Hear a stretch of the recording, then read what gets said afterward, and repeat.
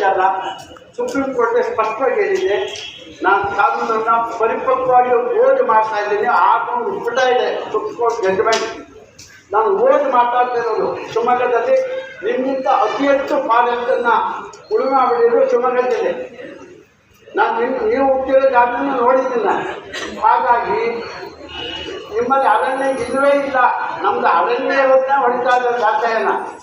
ನಿಮ್ದು ಅರಣ್ಯ ಇಲ್ಲದೇ ಜಾಗ ಆರಾಮಾಗಿ ಕೊಡ್ಬೋದು. ಅದು ಏನು ಕೊಡ್ತಿದ್ದೀರಾ ಅಂತ ಬೆಳೆದಿದ್ದಾವೆ ಅಷ್ಟೇ.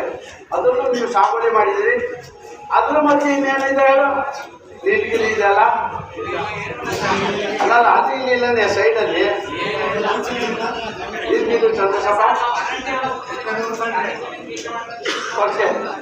ನಾನು ಹೇಳೋದೇನು ಗೊತ್ತಿರಲಿ, ಅದು ನೀಲಗಿರಿನ ಕಿತ್ತಾದಾಸೆ ಹೊಡೀರಿ. ಅದು ಯಾಕೆ ಬೇಕು? ಅದು ಅರಣ್ಯ ಅಂತಾರ. ಅದ್ರ ಮೇಲೆ ಒಂದು ಅಕ್ಕಿ ಕೂಡಲ್ಲ, ಒಂದು ಎಲೆ ಆಳ್ಪುರಿ ಮೇಲೆ ಬರಲ್ಲ, ಅದು ಗೊಬ್ಬರ ಆಗಲ್ಲ.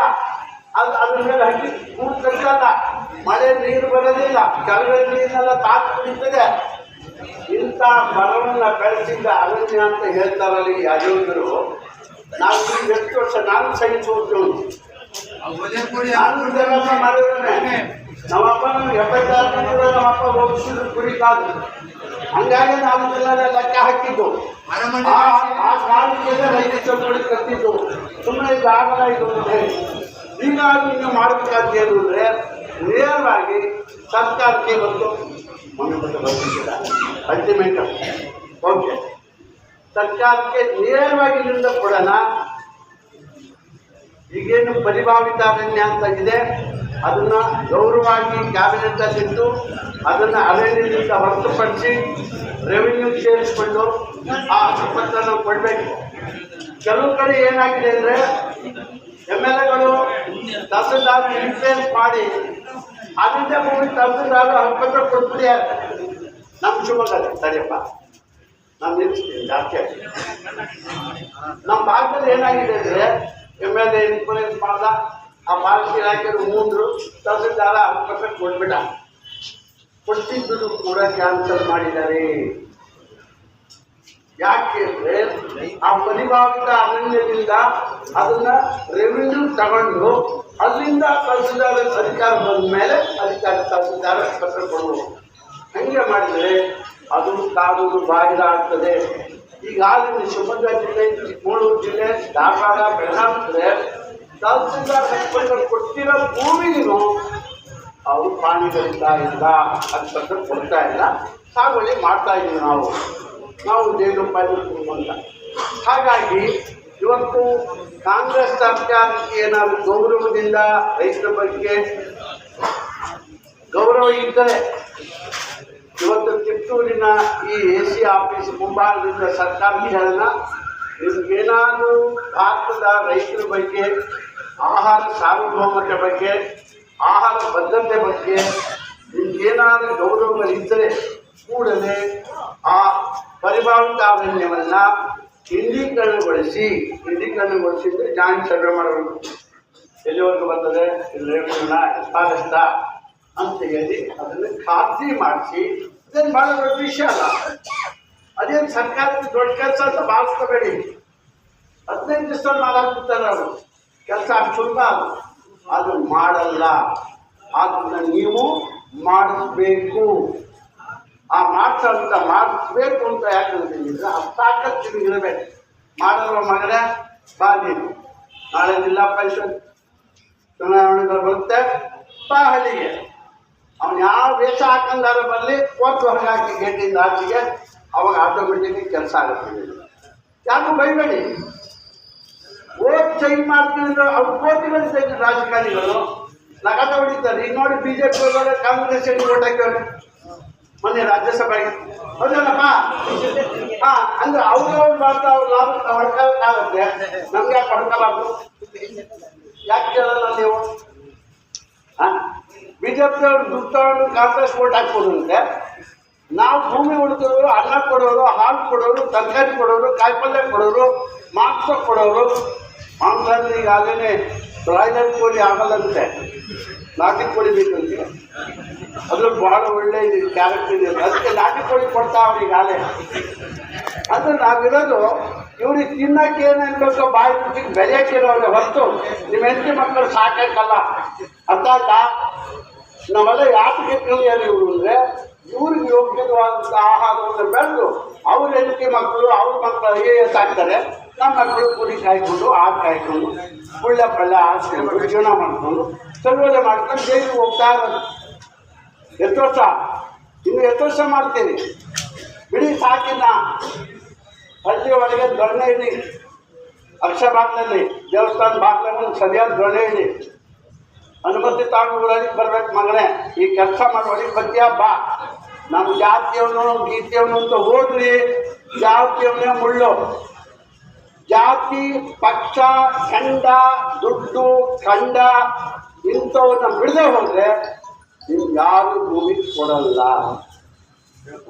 ಆಯಿತು, ಮೊನ್ನೆ ನಾನು ಪೇಪರ್ ಓದ್ತಿದ್ದೆ, ಭೂಮಿಯನ್ನು ಕೊಡಲಿಲ್ಲ, ರೈತ ಬೆಳಿಲ್ಲ ಅಂದರೆ ಬೆಂಗಳೂರಿನ ಜನರಿಗೆ ಆಹಾರ ಎಲ್ಲಿ ಬರುತ್ತೆ, ಹಾಲು ಎಲ್ಲಿ ಬರುತ್ತೆ?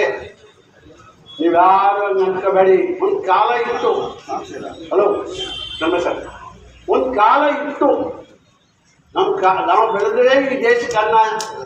ಈಗ ಆ ಸ್ಥಿತಿಲಿಲ್ಲ. ಭಾರತದ ಪ್ರಧಾನಿ ಮಿಸ್ಟರ್ ಮೋದಿ ಸಾಹೇಬರು ಅಗ್ರಿಮೆಂಟ್ ಮಾಡ್ತಾ ಇದ್ದಾರೆ. ಅಮೆರಿಕದ ಬಹುರಾಷ್ಟ್ರೀಯ ಕಂಪನಿಗಳು ನಮ್ಮ ಬೆಳೆಗಳಿಗಿಂತ ಕಡಿಮೆ ಬೆಲೆಯಲ್ಲಿ ಅಮೆರಿಕದಿಂದ ಅಕ್ಕಿ, ಗೋಧಿ, ರಾಗಿ, ಹಾಲಿನ ಪುಡಿ, ಬೆಣ್ಣೆ ಎಲ್ಲ ಕಳ್ಸಕ್ಕೆ ತಯಾರಿದ್ದಾರೆ ಅಮೆರಿಕದವರು. ಏನ್ ಸ್ವಾಮಿ, ನಮ್ಗೆ ಇಷ್ಟು ದುಬಾರಿ ಆಗ್ತಾ ಇದೆ, ಅವ್ರೇನು ಕಡಿಮೆ ಬೇಡ? ನಮಗೆ ಇಷ್ಟು ದುಬಾರಿ ಬರ್ತದೆ, ಅವ್ರಿಗೇನು ದುಬಾರಿ ಆಗಲ್ಲ ಅಂತ ಅನ್ಬೋದು. ಅವ್ರಿಗೂ ದುಬಾರಿ ಆಗುತ್ತೆ ಕಣಯ್ಯ. ಆದರೆ ಅಲ್ಲಿಯ ಟ್ರಂಪ್ ಏನು ಮಾಡಿದ್ದಾನೆ ಅಂದರೆ ರೈತರಿಗೆ ಸಿಕ್ಕಾಪಟ್ಟೆ ಸಬ್ಸಿಡಿ ಕೊಡ್ತಾರೆ. ಸಬ್ಸಿಡಿ ಕೊಟ್ಟು ಕಾಣಿಗೆ ಯಾವ್ಯಾವ ಬಡ ದೇಶಗಳಿದಾವೆ ಅಲ್ಲಿ ಮಾಡ್ರಿ, ನಿಮಗೆ ನಷ್ಟ ಆಗಿದ್ದು ನಾನು ತುಂಬಿಕೊಡ್ತೀನಿ ಅಂತೇಳಿ ಅಲ್ಲಿ ಆಹಾರ ಪದಾರ್ಥಗಳನ್ನು ಇಂಡಿಯಾದಂಥ ಬಡ ದೇಶಕ್ಕೆ 140 ಕೋಟಿ ಜನ ತಿನ್ನಕ್ಕಿಲ್ಲ, ಹೊರ ಅವ್ರಿಗೆ ಹೇಳ್ತಾರೆ. ಆಗ ಅಮೇರಿಕದ ಪದಾರ್ಥಗಳು ನಮ್ಮ ಆಹಾರದಲ್ಲಿ ಬಂತು ಅಂದರೆ ನೀವು ಬೆಳೆದಿದ್ದರೂ ಸರ್ಕಾರ ಅನ್ನ ಕೊಡುತ್ತೆ. ಹೌದು, ಈ ದೇಶದ ಮಾಜಿ ಪ್ರಧಾನಿ ಒಬ್ಬರಿದ್ದಾರೆ ಕರ್ನಾಟಕದಲ್ಲಿ, ಕರ್ನಾಟಕರು. ಅವ್ರೇನಂದ್ರು, ನನ್ನನ್ನು ಮುಖ್ಯಮಂತ್ರಿ ಮಾಡಿ ನಾನು 3 ರೂಪಾಯಿ ಕೆಜಿ ಅಕ್ಕಿ ಕೊಡ್ತೀನಿ ಅಂದ್ರು. ಅವ್ರೇನ್ರೆ ಮಾಜಿ ಪ್ರಧಾನಿಗಳು, ಹೆಸರು ಬೇಡ. ಆಮೇಲೆ ನಾನು 5 ರೂಪಾಯಿ ಕೊಡ್ತೀನಿ, ಅವೆಲ್ಲ ಪುಟ್ಕಾಟ ಅಕ್ಕಿ ಕೊಡ್ತೀನಿ ಅಂತ ಅಂದ. ಅಲ್ಲೊಬ್ಬ ತಮಿಳ್ನಾಡು ಮೇಡಮ್ ಇದ್ದು ಮುಖ್ಯಮಂತ್ರಿ ಜಯಲಲಿತಾ ಮೇಡಮ್, நீங்கள் அப்படியே சாப்பிட்டு போங்கம்மா, படவே வாழான்ட்டாங்க. அந்த ஐயா ಉಂಡೋಗ್ಬಿಟ್ಟು ದುಡ್ಡೇ ಬೇಡ ಅಂತ. ಅಂದ್ರೆ ಅರ್ಥ ಏನು ಅಂದರೆ ಆಹಾರ ಯಥೇಚ್ಛವಾಗಿ ನಮ್ಮ ದೇಶದಲ್ಲಿ ಸಿಗ್ತಾ ಇದೆ ಅಂತ ಅರ್ಥ. ಅರ್ಥ ಆಯ್ತಾ? ಸಿದ್ದರಾಮಣ್ಣ 5 ರೂಪಾಯಿ ಕೊಡ್ತೀನಿ ಅಕ್ಕಿ, 10 ರೂಪಾಯಿ ಕೊಡ್ತೀನಿ ಅಂತ ಕಿತ್ತಾಡ್ತಾರಲ್ಲ, ಅದು ಯಾರ್ದು? ನನ್ನ ಹೆಂಡತಿ ಮಕ್ಕಳು ಹೊಲದಲ್ಲಿ ಗೆದ್ದಿದ್ದು, ನಾವು ಹಾಲು ಕರೆದಿದ್ದು, ನಾವು ಕೋಳಿ ಸಾಕಿದ್ದೀವಿ. ಇವ್ರ ಅಪ್ಪ ಯಾರು ಮಾಡಿಲ್ಲ, ಅವ್ರ ಮಕ್ಕಳು ಮಾಡಿಲ್ಲ. ಅದನ್ನ ನಾವು ಈಗ 10 ಕೆಜಿಗೆ ಬೆಳಿಬೇಕು ಅಂದರೆ ನಾನು ಬೇರೆ ದೇಶದನ್ನು ತರಕ್ಕೂ ಬಿಡಲ್ಲ ಮಗನೇ. ಟ್ರಂಪ್ ಅಲ್ಲ, ಅವ್ರ ಅಪ್ಪ ಬರಲಿ, ಅಮೇರಿಕದಿಂದ ಒಂದೇ ಒಂದು ಪದಾರ್ಥ ಇಲ್ಲಿ ಬರಕ್ಕೆ ಬಿಡಲ್ಲ. ಮನೆ ತಂದು ಇಂಪ್ಲಿಮೆಂಟ್ ಆಗ್ತಾ ಇದೆ ಈಗ. ಆಗಿನ ಉತ್ಪನ್ನಗಳನ್ನು ತೆರಿಗೆ ರಹಿತವಾಗಿ ಭಾರತಕ್ಕೆ ಬರಲಿಕ್ಕೆ ಮೋದಿ ಅವರು ಉಂಟು ಮಾಡ್ತಾ ಇದ್ದಾರೆ. ಎಲ್ಲರೂ ಕೇಳಿದ್ದೀರಿ, ವಿತೌಟ್ ಟ್ಯಾಕ್ಸ್ ಹಾಲು, ಹಾಲಿನ ಪುಡಿ, ಬಿಸ್ಕೆಟ್ಟು, ಬೆಣ್ಣೆ, ತುಪ್ಪ ಎಲ್ಲ ಅಮೆರಿಕದಿಂದ ಯುರೋಪ್ ಕಂಟ್ರಿಗಳಿಂದ ಭಾರತಕ್ಕೆ ಬರ್ತಿದೆ. ಹಾಗಾದ್ರೆ ನಮ್ಮ ಜನ ಹಾಲು ತಂದಿರೋ ಗಟ್ಟಿಗೆ ನಾವು ತೆರಿಗೆ ರಹಿತವಾಗಿ ನಾವು ಮಾತ್ರ ತೆರಿಗೆ ಕೊಟ್ಟಾಗ್ತೀವಿ, ನಾವು ತೆರಿಗೆ ಕೊಡಬೇಕು. ಹಾಗಾಗಿ ನಮ್ಮ ಹೋರಾಟ ಇನ್ನು ಮುಂದೆ ಹೊರದೇಶದಿಂದ ತರಕ್ಕೂ ಬಿಡಲ್ಲ, ನಾವು ಬೆಳೆದೂ ಬಿಡಲ್ಲ. ನಮ್ಮ ಆಹಾರವನ್ನು ಉಣ್ಬೇಕು ಮಕ್ಕಳ. ಬೇರೆ ದೇಶದಿಂದ ಏನಾದ್ರು ತಂದ್ರೆ ನಿಮ್ಮನ್ನು ಆ ದೇಶಕ್ಕೆ ಕಳಿಸ್ಬೇಕಾಗುತ್ತೆ ಅಂತ ಎಲ್ಲ ಮುಖ್ಯಮಂತ್ರಿ ಆಗಿರ್ಬೋದು, ಪ್ರಧಾನಮಂತ್ರಿ ಆಗ್ಬೋದು, ಕ್ಯಾಬಿನೆಟ್ ಮಂತ್ರಿಗಳು ಯಾರೇ ಆಗಲಿ, ಯಾವ ಪಕ್ಷದವನೇ ಆಗಲಿ, ಒಂದೇ ಮಾತು, ನಮ್ಮ ದೇಶದ ಸಾಗುವಳಿ ಭೂಮಿಯನ್ನು, ಬೆಳೆಯನ್ನು, ಬೀಜಗಳನ್ನು ನಾಶ ಮಾಡಿ ನೀವೇನಾದರೂ ಹೊರದೇಶಕ್ಕೆ ತಂದು ಮಾರಾಟ ಮಾಡ್ತಕ್ಕಂಥ ಪ್ರಯತ್ನವನ್ನು ಮಾಡಿದರೆ ಹೋರಾಟದ ಸ್ವಭಾವ ಲಕ್ಷಣಗಳ ಬದಲಾವಣೆ ಆಗ್ತದೆ. ನಾನು ಇಷ್ಟದಾಗ ಗಾಂಧೀಜಿ ಅಹಿಂಸಾತ್ಮಕ ಆದ್ರೆ ಅದು ಮುಂದೆ ಏನಾಗ್ತವೆ ಅಂತ ಗೊತ್ತಿಲ್ಲ. ಹಾಗಾಗಿ ಇವತ್ತು ಆಹಾರ ಭದ್ರತೆಯನ್ನು ಜೋಪಾನ ಮಾಡ್ತಕ್ಕಂಥ ಜವಾಬ್ದಾರಿ ನಮ್ಮ ಮೇಲಿದೆ. ಭೂಮಿ, ಆಹಾರ ಭದ್ರತೆ. ಇನ್ನೊಂದು ಭಾರತ ಸರ್ಕಾರ ಮತ್ತು ರಾಜ್ಯ ಸರ್ಕಾರ ಒತ್ತಾಯ ಮಾಡ್ತಾ ಇದೆ. ಇಲ್ಲೊಂದಿದೆ, ಎಷ್ಟೇ ವಿಷಯದಲ್ಲಿದೆ ಇದು ನೀವು ಅಂದರೆ 8ನೇ ವಿಷಯ. ಟಾಟಾ ಪವರ್ ಕಂಪನಿ ವಿದ್ಯುತ್ ವಿತರಣಾ ಪರವಾನಗಿಯನ್ನು ಕೋರಿ ಸಲ್ಲಿಸಲು ಅರ್ಜಿಯನ್ನು ಸಲ್ಲಿಸಬೇಕು. ಎಲ್ಲ ಬೋರ್ವೆಲ್ ಹಾಕೊಂಡು ಕಿತ್ತೂರು ಭಾಗದ ತೆಂಗಿನ ಮರ, ಅಡಿಕೆ ಮರ ಎಲ್ಲ ಬೆಳೆ ಬೆಳೀತಿದ್ರು ಬೋರ್ವೆಲ್ ಇದೆ. ಹೌದಪ್ಪ? ಹೌದು ತಾನೆ?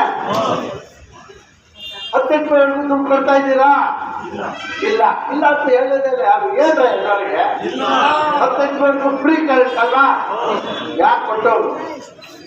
ಬಂಗಾರಪ್ಪವ್ರು ಮುಖ್ಯಮಂತ್ರಿ ಆಗಿದ್ರು. ನಾನು ಹೋಗಿದ್ದ ಮಾತುಕತೆಗೆ. ಬಂಗಾರಪ್ಪ ಮುಖ್ಯಮಂತ್ರಿ ಶಿವಮೊಗ್ಗದವರು. ಆಗ ಭಾಳ ಕಡಿಮೆ ಬೋರ್ವೆಲ್ಗಳಿದ್ವು.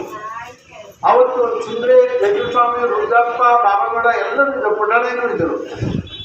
ಮಾತುಕತೆ ಹಾಕ್ತಾ ಬಂಗಾರಪ್ಪವ್ರಿಗೆ ಹೇಳಿದ್ರೆ, ರೈತನ ಬೆಳೆಗಳಿಗೆ ವೈಜ್ಞಾನಿಕ ಬೆಲೆಯನ್ನು ಕೊಡದೇ ನೀವು ಈ ರೀತಿಯೆಲ್ಲ ಕರೆಂಟನ್ನ ನೀವು ಬೆಲೆ ಏರುತ್ತಾ ಹೋಗೋದಕ್ಕೆ ಆಗಲ್ಲ.